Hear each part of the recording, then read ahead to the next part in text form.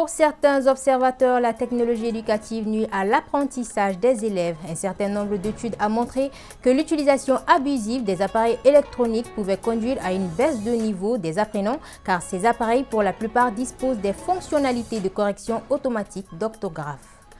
Dans le cadre du projet Donkonimaya mis en œuvre par la GIZ de la République fédérale d'Allemagne, l'association Côté Cours vient de bénéficier d'équipements de sonorisation ainsi que d'autres matériels suite à un appel à proposition. La cérémonie de remise s'est tenue au siège de l'association Côté Cours. À suivre les détails. Vendredi 9 février 2024, mesdames et messieurs, bonsoir et bienvenue dans ce journal. Je vous l'annonçais dans les titres, l'essor des nouvelles technologies éducatives alimente de vives discussions et pose la question, ces technologies sont-elles utiles ou néfastes aux élèves? En effet, la baisse du niveau des apprenants est malheureusement une triste réalité à laquelle notre pays est confronté, notamment avec l'utilisation abusive des appareils électroniques. Ces appareils, pour la plupart, disposent des fonctionnalités qui signalent des fautes d'orthographe, ce qui limite les apprenants dans la recherche approfondie. Lorsque nous demandons à des élèves du secondaire d'épeler les mots stagiaire, reporter ou supporter, voici leur réponse. Supporter, S-U-P-O-R-T-E-U-R.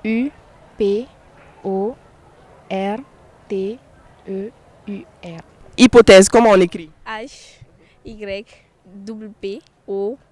et accent grave. H d'abord, accent grave, S-E. Nous ne sommes pas au bout de nos surprises, car la même question posée à un étudiant engendre la réponse suivante. S-Y-S-T-E, et accent grave, M-E, R-E-D-P-O-R-T-E-U-R, S-T-A-G, et accent grave, R-E. Et oui, le constat est hélas amer. Ces interventions prouvent à suffisance que le niveau des apprenants est en chute libre. Plusieurs facteurs y contribuent. Parmi eux, l'utilisation abusive de l'outil informatique. En effet, les téléphones et même les ordinateurs sont dotés de fonctionnalités qui corrigent automatiquement les fautes d'orthographe et de conjugaison. Les élèves qui, pour la plupart, disposent de ces appareils les utilisent même pendant les cours.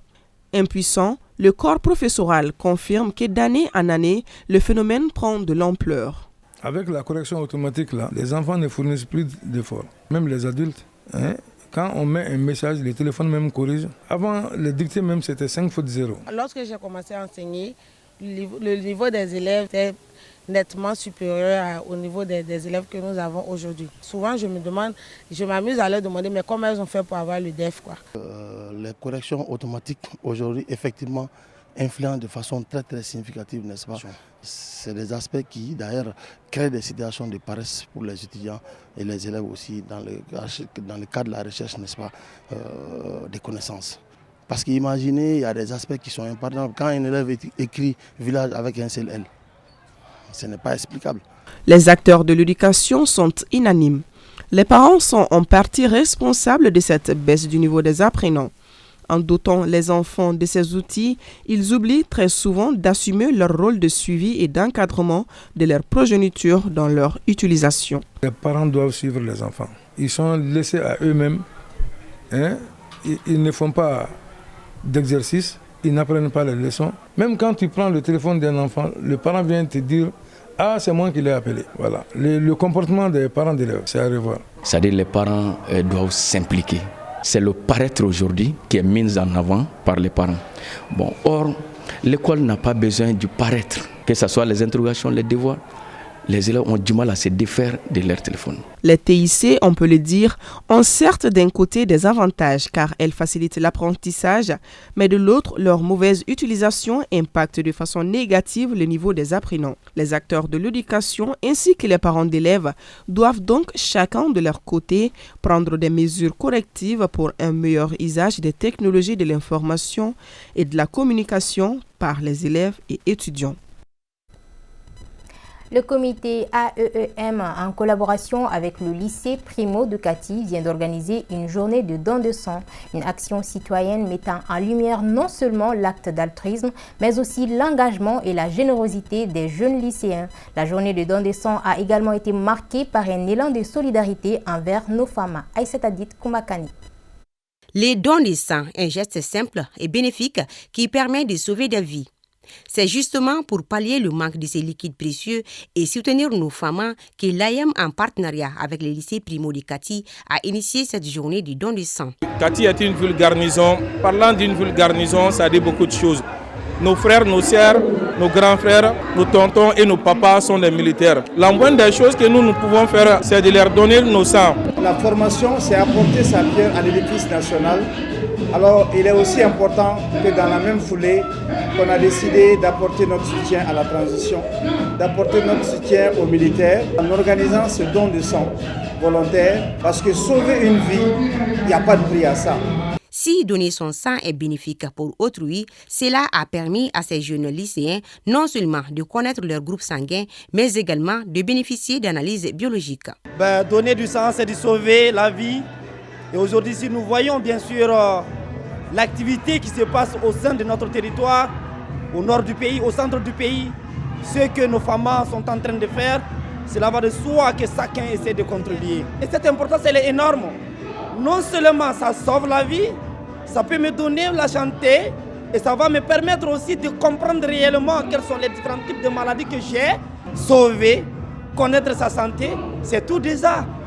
L'appel que j'ai lancé à la population, c'est d'adhérer à cette cause. Tant qu'on peut, de quelque nature que ce soit, on peut aider l'effort de défense.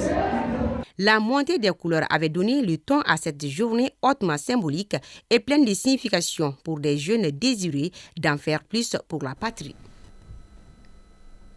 Le bureau de la GIZ de la République fédérale d'Allemagne, à travers son projet Donko Nimaya, vient de remettre des équipements à l'association Côté Court, des équipements sonores ainsi que des groupes électrogènes afin de promouvoir la qualité des programmes de formation inclusive et adaptés aux réalités socio-culturelles. Reportage Samatanogo. Accompagner et rénover l'infrastructure de l'association Côté Court dans sa politique de la culture nationale et améliorer la communauté d'apprentissage des artistes, tels sont les objectifs recherchés à travers cette cérémonie de remise d'équipements par le bureau de la GIZ de la République fédérale d'Allemagne dans le cadre de la mise en œuvre du projet Donko Nimaya de la GIZ au Mali. Il s'agit en un mot d'appuyer les différentes activités menées par l'association. Regardez un petit peu autour de vous, vous voyez surtout sur le visage de Mama Koné, tout le monde est très très content et nous on l'est aussi. C'est un grand privilège pour nous de soutenir cette initiative ici, dans ce quartier notamment, où les jeunes sont tellement motivés, ils avaient vraiment besoin d'un espace pour s'exprimer, pour se rassembler ici ensemble. Donc c'est un grand plaisir. On reste engagé auprès des centres culturels et des initiatives culturelles ici à Bamako, mais aussi dans l'ensemble du territoire. La directrice de l'association Côté Court remercie la République fédérale d'Allemagne à travers ce projet pour ses appuis aux artistes. Sentiment de fierté, de joie, surtout en ce moment où les artistes ils sont en crise par rapport à ces matériels, surtout son, régie lumière et puis groupe et podium, parce que quand tu vois les événements, c'est ces matériels-là qui sont vraiment coûteux. Donc si nous, Association Côté Court, on a bénéficié de ces matériels-là, nous sommes vraiment heureuses d'avoir ça. Et puis nous remercions beaucoup Donko Nimaya qui fait beaucoup de choses aux artistes, aux associations et aux opérateurs culturels. Un sketch, un slam et une prestation d'artistes ont également été d'autres temps de la cérémonie. Un mot de sport dans cette édition. À l'occasion de son 8e anniversaire, Camaras Club vient d'organiser une journée de démonstration en arts martiaux. Au cours de cette séance de démonstration, plusieurs disciplines étaient représentées, notamment le Vovinam Viet Vo Dao. L'objectif de cette célébration est de vulgariser cette discipline qui se différencie des autres sports de combat par sa philosophie de vie. Reportage Aïssata Silla. Sur le terrain de basket de Daoudabougou s'est tenue une journée de démonstration en Viet Vo Dao qui se traduit littéralement par la voie de l'art martial vietnamien. Une discipline qui se différencie des autres sports de combat à travers sa philosophie de vie. Le sport est un vecteur de solidarité, raison pour laquelle on a pensé faire un club pour éduquer, parce que le karaté c'est la discipline. D'avoir trouvé un club qui peut me présenter autant de coupes, de médailles et des champions. Vraiment, je suis heureux. Nous avions invité 7 clubs, à savoir le Krav Maga, le Kung Fu Wing Chun, Kung Fu Shaolin, le Self-Défense et 2 clubs de Govinam Viet Vo Dao. Donc vraiment les enfants m'ont montré encore un autre visage. Je suis très content, ils m'ont impressionné encore. Que ce soit de Kung Fu ou de Viet Vo Dao, vraiment j'ai vu un niveau très acceptable. Viet Vo Dao permet une maîtrise approfondie du corps par l'apprentissage des techniques de self-défense, de lutte corps à corps ou encore le maniement des armes traditionnelles comme le couteau ou le bâton. Aujourd'hui, c'est une fierté pour moi. Il faut noter que sur le plan des compétitions internationales et compétitions individuelles, notamment les arts martiaux, le Mali a vraiment des vraies pépites, des champions d'Afrique. Et notre rêve, c'est de préparer des futurs champions olympiques. Moi, aujourd'hui, à ce âge, je vais inviter tous les jeunes, et surtout les vieux, les moins jeunes, pas forcément à faire les arts martiaux, mais à pratiquer le sport parce que c'est vraiment un équilibre pour la vie de l'homme. La cérémonie a pris fin par une exposition des médailles et des trophées obtenus durant les compétitions nationales et internationales.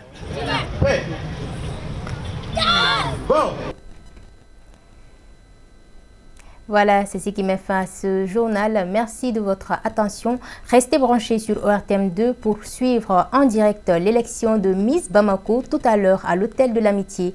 Miss Bamako que vous pouvez suivre en direct et en exclusivité sur ORTM2 à partir de 21h30. Et juste après moi, le journal Kibarou vous sera présenté par Aïssata Ba. Bonne suite de nos programmes.